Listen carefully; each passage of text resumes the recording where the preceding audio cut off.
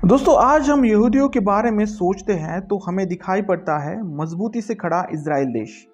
ये देश यूं ही नहीं बना।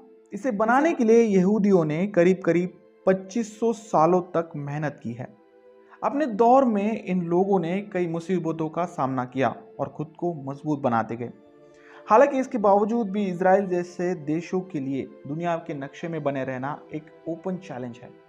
तो आज के इस पर्टिकुलर वीडियो में हम जानेंगे इसी इजराइल देश की बनने की कहानी को। साथ ही साथ यहाँ रहने वाले यहूदी लोग और उनका यहूदी धर्म भी हमारी चर्चा का विषय है। तो जानने के लिए वीडियो अंत तक जरूर देखें।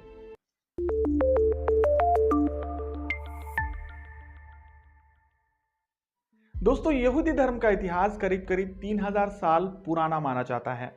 इस धर्म की शुरुआत होती है यरूशलेम नाम के एक स्थान से। यरूशलेम एक वो जगह है जिसे यहूदी, ईसाई और मुस्लिम समुदाय के लोग पवित्र मानते हैं। आज भी ये जगह इन्हीं तीनों धर्मों के वैचारिक विवाद में फंसी हुई है। खैर, यहूदी धर्म की शुरुआत की थी पैगंबर इब्राहिम ने। इब्राहिम को यहूदी धर्म के साथ साथ ईसाई और मुस्लिम धर्म के लोग भी अपना पैगंबर मानते हैं। इब्राहिम के बेटे का नाम था आइजैक और पोते का नाम था याकूब। याकूब को किसी अन्य नाम से इज़राइल कहा जाता।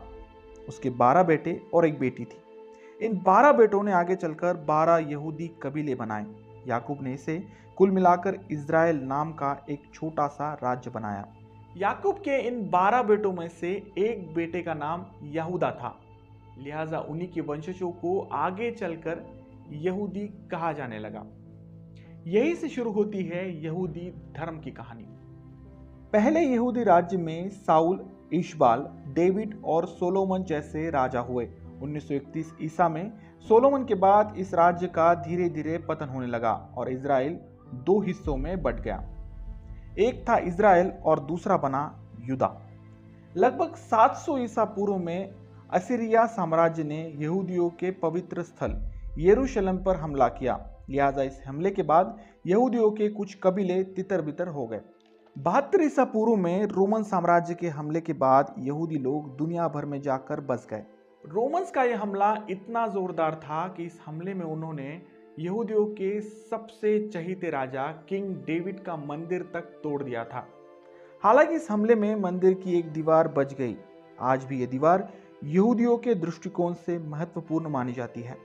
जैसे कि मैंने पहले ही बताया है कि इस हमले के बाद यहूदी सारी दुनिया में फैल गए और यही से शुरू होती है यहूदियों की कांटों भरे रास्तों की कहानी। यहूदियों के दुनिया भर में फैल जाने के बाद एक शब्द अस्तित्व में आया, एंटीसेमिटिज्म।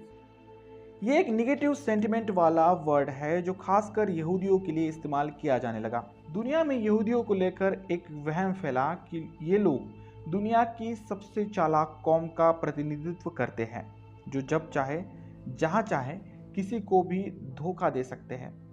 लिहाजा एंटीसेमिटिज्म के चलते कई देशों में यहूदियों को पहचान सार्वजनिक रखनी पड़ती थी।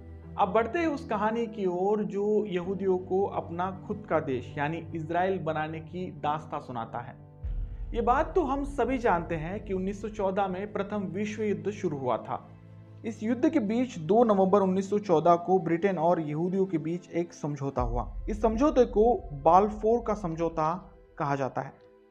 समझौते के मुताबिक अगर यहूदी ऑटोमन साम्राज्य को हराने में ब्रिटेन की मदद करते हैं और ब्रिटेन इसमें सफल हो जाता है तो अलाइड पावर्स द्वारा फालिस्तान के इलाकों में यहूदियों के लिए एक सेपरेट देश दिया जाएगा। हालांकि इस लड़ाई को जीतने के बावजूद भी ब्रिटेन ने यहूदियों को दिया हुआ अलग देश का वो वादा कभी पूरा नहीं किया। ब्रिटेन अलग अलग वजह देकर बाल्फोर समझौते को लागू करने से बचता रहा। हालांकि अगले 20 सालों तक ये समझौता लागू नहीं हुआ और देखते ही देखते दूसरा विश्व युद्ध आ गया। दूसरा विश्व युद्ध यहूदियों के लिए किसी काल से कम नहीं था, क्योंकि उस समय के जर्मन के तानाशाह एडोल्फ हिटलर ने एंटीसेमिटिज्म का सबसे क्रूर रूप दिखाया। अब तक तो दुनिया में एंटीसेमिटिज्म शब्द का उपयोग यहूदियों की अवहेलना के लिए इस्तेमाल किया जाता था, मगर हिटलर ने इसे सबसे क्रूर रूप दिया। उसका मानना था कि प्रथम विश्व युद्ध में हुई जर्मनी की हार यहूदियों की धोखेबाजी की वजह से हुई है। लिहाजा उसने जर्मनी के आसपास के देशों में कंसंट्रेशन कैंप लगाकर यहूदियों को मारना शुरू किया। उसने लगभग 6 सालों में 60 लाख से भी ज्यादा यहूदियों को मौत के घाट उतारा था। यहूदियों के इतिहास में ये अब तक का सबसे बड़ा नरसंहार माना जाता है।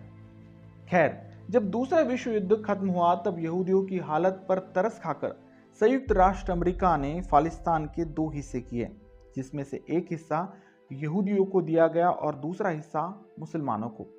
विवादित होने की वजह से यरूशलेम को एक अंतर्राष्ट्रीय शहर घोषित कर दिया गया, क्योंकि यहाँ यहूदी, ईसाई और मुस्लिम तीनों धर्मों की धर्मस्थल है। यरूशलेम को कॉमन रखने का प्रस्ताव यहूदियों को पसंद आया, मगर आसपास के मुस्लिम राष्ट्रों को ये कतई मंजूर नहीं था। फालिस्तान चारों तरफ से मुस्लिम राष्ट्रों से घिरा हुआ है। ऐसे में उसका हुआ बंटवारा बाकी मुस्लिम देशों द्वारा फालिस्तान के मुसलमानों के साथ अन्याय बताया गया। हालांकि फिर भी यह बंटवारा ग्रांटेड था, क्योंकि इसके पीछे यूनाइटेड स्टेट ऑफ अमेरिका का हाथ था।